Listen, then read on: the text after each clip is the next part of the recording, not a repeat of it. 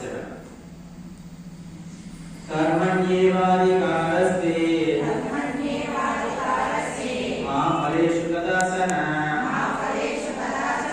मा कर्मफलहेतु मा ते संगो सत्त्वकर्मणि कर्मण्येवाधिकारस्ते मा फलेषु कदाचन.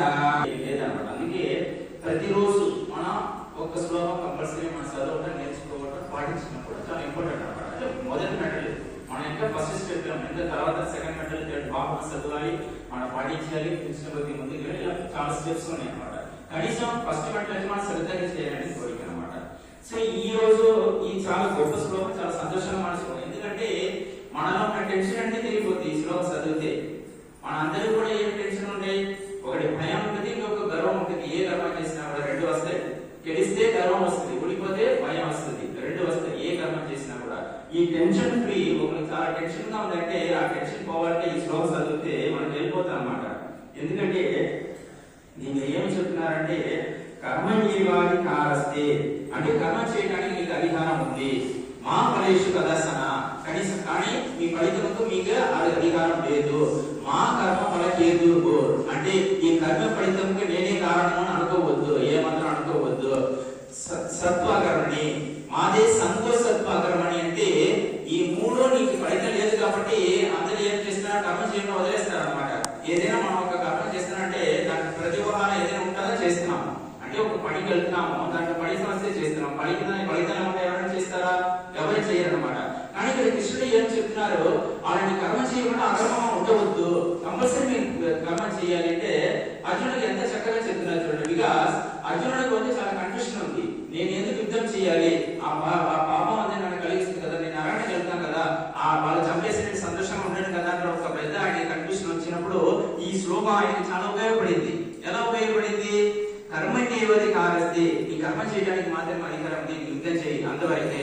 కర్మ ఫలితం మీకు అధికారం లేదు, అది నాది. ఎందుకంటే కృష్ణుడు ఏం చెప్తున్నారు ఇంకొక శ్లోకంలో, భోక్తానం యజ్ఞ తపస్స మనందరూ కూడా యజ్ఞం చేస్తున్నాము, తపస్సు చేస్తున్నాము. దాంట్లో వచ్చిన ఫలితం అన్ని ఎవరికి? కృష్ణుడు స్వీకరిస్తారు కానీ మనం కాదంట. సో ఇది అర్థం తీసుకుంటే ఈ శ్లోకం మనకు అర్థం అవుతుంది. అంటే కర్మ ఫలితం మీకు అడిగేది లేదు, కర్మ ఫలితం సృష్టించింది నేనే అంటే అహంకారం నీకు ఏమాత్రం వద్దు. ఎందుకంటే మొత్తం నీలో నేను ఉండి నీ హృదయంలో నేను ఉండి నడిపించింది మొత్తం నేనే, కేవలం నీ కాదు. అర్జున యుద్ధం చేయడం వరకే నీది కానీ నీ హృదయంలో మొత్తం యుద్ధం నడిపించింది నేనే అనే విషయం ఆయన చెప్తున్నారు కూడా. ఆయన చెప్పినా కూడా అర్జునుడికి అర్థం కాలేదు. లాస్ట్ 17 శ్లోకం విశ్వరూప దర్శన యోగంలో విశ్వరూపం చూపిస్తున్నారు. ఆ విశ్వరూపం చూపిస్తే అర్జునుడికి అవకాశం వచ్చింది, అవకాశం వచ్చింది. అప్పుడు దాకా ఏమి అనుకున్నాడు, కృష్ణుడు ఆయన ఒక బంధువుడు, ఒక మిత్రుడు, ఆయన ఒక మామయ్య కొడుకున్న ఒక భావన ఉన్నారు. కానీ ఆ విశ్వరూపం దర్శనం చూసిన తర్వాత ఆయన ఏమి చెప్పాడు, భగవంతుని ఇంత శక్తిని చూసి ఆశ్చర్యపడిపోయి ఒక కళ్ళే తిరిగి ఒక భావం వచ్చేసింది అనమాట. ఆ విశ్వరూప దర్శనంలో కృష్ణుడి హృదయంలో చూస్తే అక్కడ ఒక కురుక్షేత్రం ఉందట, దాంట్లో ఒక రథం ఉంది, దాంట్లో కృష్ణార్జునుడు ఉన్నారు, దాంట్లో ఒక కృష్ణుడు ఉన్నాడు. ఆ కృష్ణుడు హృదయంలో చూస్తే మళ్ళీ ఇంకొక కురుక్షేత్రం ఉందట, దాంట్లో ఒక రథం ఉంది, కృష్ణార్జునుడు ఉన్నారు, అక్కడ ఒక కృష్ణుడు ఉన్నాడు. ఆయన హృదయంలో చూస్తే మళ్ళీ ఇంకొక కురుక్షేత్రం ఉందట. ఇలా లోపలికి వెళ్ళిపోతా ఉంటుంది అన్నమాట.